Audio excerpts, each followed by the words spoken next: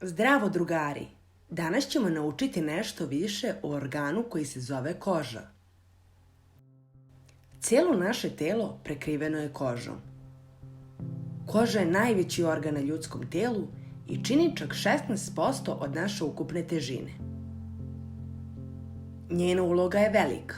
Ona štiti telo od štetnih uticaja iz okoline i usporava gubitak vode.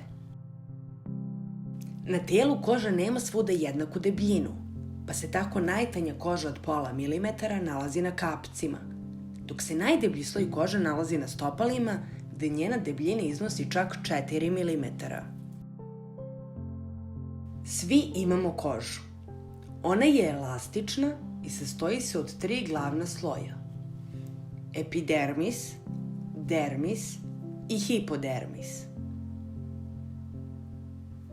Epidermis je prvi i zaštitni sloj kože.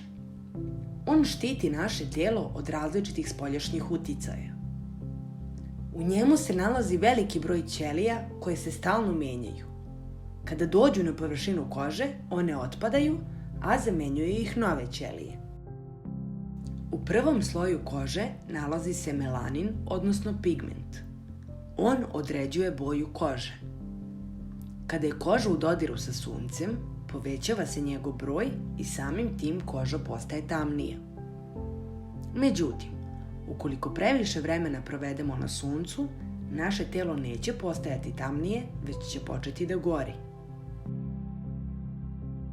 Sunce može biti veoma štetno za kožu. Iz tog razloga čovek treba da izbegava prejako sunce, da koristi kreme koje štite od štetnog sunčevog zračenja, kao i da nosi laganu odeću sa dugim rukavima i nogavicama. Središnji sloj kože naziva se dermis. On sadrži koren dlake, lojne žlezde i nervne završetke koji preko kože šalju poruku mozgu o svim stvarima koje dodirnemo. Nervi detektuju da li je našoj koži toplo ili hladno i prenose tu informaciju do mozga. Znojne žlezde su žlezde koje luče znoj. One se nalaze u dermisu, ali se prostiru sve do površinskog sloja kože.